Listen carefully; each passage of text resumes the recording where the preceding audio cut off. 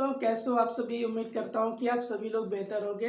आज हम लोग क्लास 9 मैथ्स के इस वीडियो में आरएस अग्रवाल टेक्स्ट बुक के एक्सरसाइज 2A के कुछ प्रॉब्लम्स को सॉल्व करने की प्रैक्टिस करेंगे। और यहां पे इस वीडियो के माध्यम से प्रॉब्लम्स के सॉल्यूशन के साथ उसका क्या बेसिक कॉन्सेप्ट्स है वो भी आपको पूरी तरीके से आपको मिलने वाला है। और मेरी आपसे रिक्वेस्ट आपसे यही है कि आप इस वीडियो को पूरा देखें।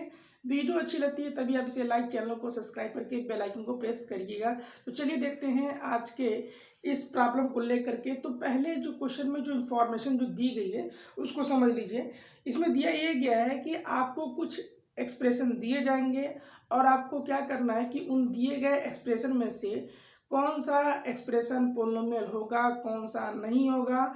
और आपको यह भी बताना है कि उस एक्सप्रेशन में अगर बाय द वे अगर कोई एक्सप्रेशन पोलिनोमियल निकलता भी है तो उस पोलिनोमियल की डिग्री क्या होगी ये भी आपको बतानी होगी। तो चलिए देखते हैं पहला क्वेश्चन। और इस पहले क्वेश्चन में पहला जो सब पार्ट है ये यहाँ पे एक्सप्रेशन दिया गया है x पे power 5 minus 2x³ plus x plus √3। तो देखो किसी एक्सप्रेशन को अगर ये पता करना है कि वो पोलिनोमियल है कि नहीं है तो हम क्या करते हैं कि जो वेरिएबल पे जो पावर जो दिया रहता है उस वेरिएबल के पावर को ये देखते हैं कि क्या वो नॉन नेगेटिव इंटीजर है कि नहीं है। अब नॉन नेगेटिव इंटीजर का मतलब होता है कि इंटीजर की तीन कैटेगरीज होती है, एक पॉजिटिव इंटीजर, दूसरा नेगेटिव इंटीजर और तीसरा जीरो होता है। तो नेगेटिव इंटीजर को छोड़ करके क्लियर अगर पॉजिटिव इंटीजर हुआ या वेरिएबल का पावर अगर जीरो हो जाएगा तो उस केस में उस एक्सप्रेशन को हम पोलिनोमियल कहेंगे। बट वेरिएबल का पावर नेगेटिव इंटीजर ना हो। अब यहाँ पे देखो इसमें कुल मिलाकर के 4 टर्म्स हैं और हर टर्म में अगर ऑब्जर्व करोगे तो इस वेरिएबल का जो इंटीजर जो है ये 5 है जो कि पॉजिटिव है। यहाँ पे इस वेरिएबल का जो एक्सपोनेंट जो है वो 3 है जो कि ये भी पॉजिटिव है और यहाँ पे नहीं तो 1 तो है ही है। तो इसमें जितने भी टर्म्स हैं सभी वेरिएबल का जो पावर जो है वो नॉन नेगेटिव इंटीजर है। तो ये एक्सप्रेशन आपका एक पोलिनोमियल है। अब आपको ये चेक करना है कि भाई इसकी डिग्री क्या होगी। तो डिग्री बताने के लिए हम क्या करते हैं कि हम ये देखते हैं कि किस वेरिएबल के पास सबसे ज़्यादा पावर है। जिसके पास ज़्यादा पावर होगी वही उस पोलिनोमियल की डिग्री होती है। अब यहाँ देख सकते हो ऑब्वियसली कि इसका पावर 1 है, इसका पावर 3, इसका मैक्सिमम पावर 5 है। तो जिसका ज़्यादा वही डिग्री। तो इस पोलिनोमियल की जो डिग्री जो होगी वो 5 होगी। क्लियर। अब हम देखते हैं दूसरे प्रॉब्लम को। अब दूसरे प्रॉब्लम को जब देखोगे तो यहाँ दिया गया है y³ प्लस √3 इंटू वाई। अब यहाँ देखो इसमें 2 टर्म्स हैं। क्लियर। और ये ध्यान रखो कि किसी भी एक्सप्रेशन में टर्म्स को अलग करने का काम प्लस और माइनस करता है। क्लियर। तो यहाँ पे प्लस जो है इन दोनों को अलग कर रहा है। तो इस वेरिएबल का जो पावर जो है वो 3 है और इस वेरिएबल का पावर जो है एज अ 1 है। तो इन दोनों टर्मों में वेरिएबल का पावर नॉन नेगेटिव इंटीजर हुआ तो ये एक्सप्रेशन पोलिनोमियल हो जाएगा। अब रही बात डिग्री बताने के लिए तो इसकी डिग्री जो होगी वो 3 हो जाएगी क्योंकि अभी आपको पता है ना कि जिस वेरिएबल का ज़्यादा पावर होगा वही डिग्री होता है। तो यहाँ पे डिग्री 3 हो जाएगी। इसी तरीके से अब जरा इस तरह के प्रॉब्लम को देखो। 5 वाला देखो। क्लियर। 5 में दिया गया है 1/√2 h² माइनस √2 x प्लस 2। यहाँ पे भी आप देख सकते हो कि इसमें जो टोटल जो टर्म्स हैं वो 3 हैं और इस जो टर्म्स में जो वेरिएबल आए हैं। अब यहाँ पे देखो यहाँ पे x का पावर 2 है जो कि पॉजिटिव इंटीजर है, यहाँ पे x का पावर 1 है। तो इन दोनों टर्मों में वेरिएबल का जो पावर जो है वो पॉजिटिव इंटीजर ही है। तो यह भी एक्सप्रेशन जो है एक पोलिनोमियल है। और रही बात डिग्री बताने के लिए क्लियर तो यहाँ पे जो मैक्सिमम पावर जो है वेरिएबल का वो 2 दिया गया है। तो यहाँ पे इसकी डिग्री जो होगी वो 2 हो जाएगी। अब हम लोग कुछ थोड़ा अलग हट करके प्रॉब्लम को सॉल्व करते हैं। अगर आप मेरी और भी इम्पोर्टेंट वीडियोस को देखना चाहते हैं तो वीडियो के डिस्क्रिप्शन बॉक्स को खोल के जरूर देखिएगा। वहाँ पे भी आपको जहाँ से भी आपका मैथमेटिक्स कमज़ोर है, चाहे वो 7 से हो, चाहे 8 से हो, चाहे किसी भी क्लास से, वहाँ से आपको वीडियो आपको मिल जाएगी। उस टॉपिक पे आप वीडियो देख करके और कमेंट में अपनी राय जरूर दीजिएगा। अब जरा इस तरह का प्रॉब्लम देखो। मान लो ये 6 वाला अगर हम देखते हैं तो जहाँ पे लिखा हुआ है x पे पावर -2 प्लस 2x⁻⁻1 और प्लस 3 दिया गया है। अब ये देखो, ये एक्सप्रेशन आपका पोलिनोमियल नहीं होगा। रीजन ये है क्योंकि वेरिएबल का पावर जो दिया गया है वो नॉन नेगेटिव, मतलब देख सकते हो कि नेगेटिव इंटीजर के फॉर्मेट में है। यहाँ पे देखो वेरिएबल का पावर किस में है, नेगेटिव इंटीजर है। यहाँ पे भी वेरिएबल का पावर क्या है, नेगेटिव इंटीजर है। इसीलिए ये जो एक्सप्रेशन जो होगा ये पोलिनोमियल नहीं होगा।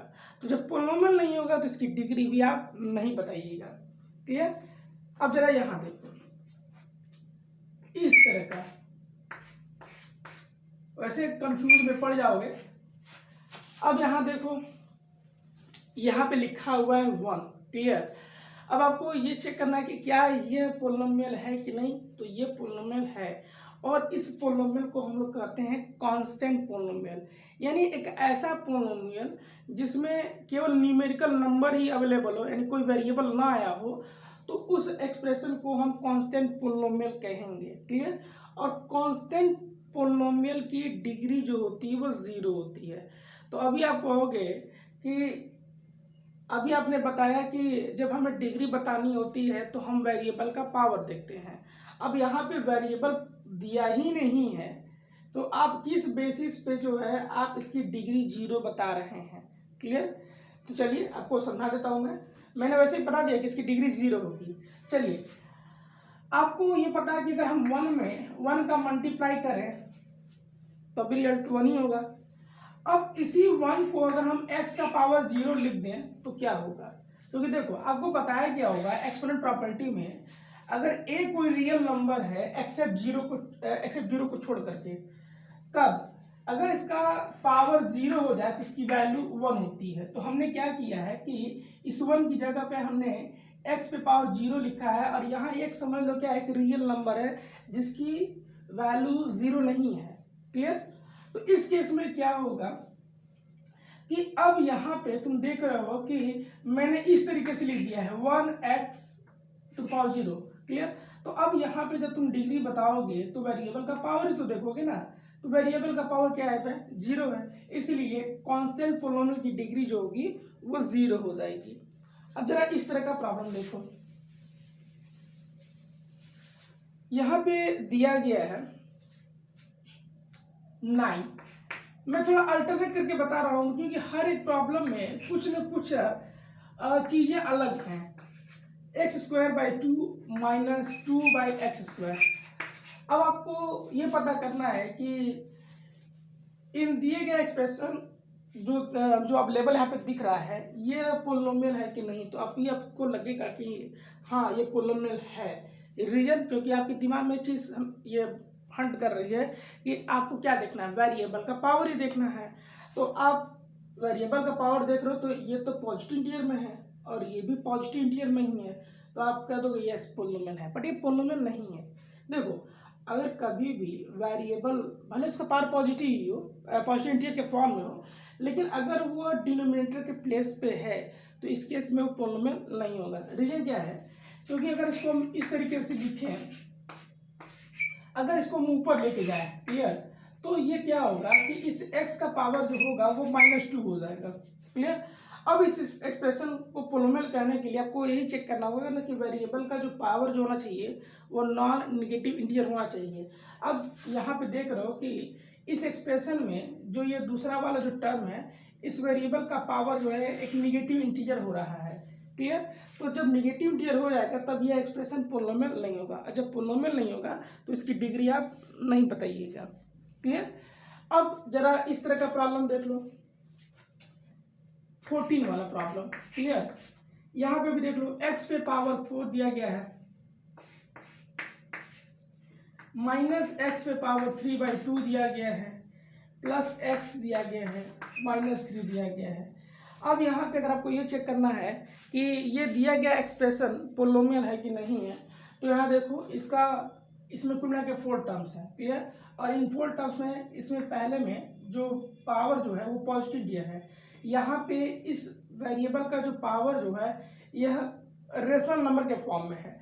अगर आप इस 3/2 को सॉल्व भी करते हो तो यहाँ पे 3/2 की वैल्यू जो होगी एज 1.5 आएगी। क्लियर। तो इसको मैं हटा देता हूँ और इसकी जगह पे अगर मैं 1.5 लिख दूँ और मैं आपसे पूछूं कि ये बताओ कि जो इस सेकेंड टर्म में वेरिएबल का जो पावर है क्या यह इंटीजर है और वो भी पॉजिटिव के फॉर्म में है, तो आप कहोगे कि नहीं ये तो है नहीं। तो जब नहीं है तो ये पोलिनोमियल नहीं होगा, और जब पोलिनोमियल नहीं तो डिग्री क्यों बताओगे? क्लियर? डिग्री मत बताना, नहीं तो आप गलती कर जाओगे। क्लियर?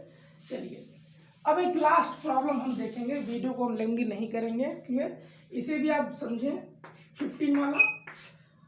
अब यहाँ पे देखो 2x³ plus 3x² plus √x -1 दिया गया है। क्लियर? तो अब यहाँ पे आपको ये पता करना है कि ये जो एक्सप्रेशन जो है ये पोलिनोमियल है कि नहीं है। तो यहाँ देखो इसमें 4 टर्म्स हैं, इसका जो पावर जो है एक नॉन नेगेटिव इंटीजर है, इस वाले में भी नॉन नेगेटिव इंटीजर है। बट जब तुम इस वाले में जब आओगे ना तो ये चूंकि √x लिखा हुआ है तो √x को हम लोग ऐसे भी ले सकते हैं, क्योंकि जैसे ही आप रूट हटाओगे तो जो इस रूट का जो ऑर्डर जो होगा वह एज ए पावर में रेसिप्रोकल के फॉर्म में लिखा जाएगा। क्लियर? तो यहाँ कुछ नहीं तो 2 है। क्लियर? इस रूट का ऑर्डर 2 है, तो अब इसका रेसिप्रोकल क्या होगा? एज ए 1/2 होगा, तो वो 1/2 इस वेरिएबल पे एज ए पावर के रूप में लिखोगे। अब यहाँ पे जो h की पावर 1/2 है इसको हम लोग 0.5 भी तो लिखेंगे। अब 0.5 क्या है? एक इंटीजर के फॉर्म में तो है नहीं, इसीलिए यह जो है ये पोलिनोमियल आपका नहीं होगा। तो अगर कोई ये वीडियो अच्छी लगी है तो प्लीज़ अपने दोस्तों को भी रिकमेंड करें कि इस चैनल को एक बार जरूर विजिट करें। और आपको किसी पर्टिकुलर चैप्टर के कॉन्सेप्ट को समझने में आपको दिक्कत हो रही है तो आप कमेंट में अपनी प्रॉब्लम को रखें। मेरी कोशिश ये होगी कि इस पर वीडियोज़ बना करके मैं आपके सामने लाऊं और आपकी हेल्प करूं। मिलते हैं नेक्स्ट वीडियो में, तब तक के लिए आप हंसते रहिए, मुस्कुराते रहिए और अपने बड़ों का कहना मानते रहिए। जय हिंद, जय भारत।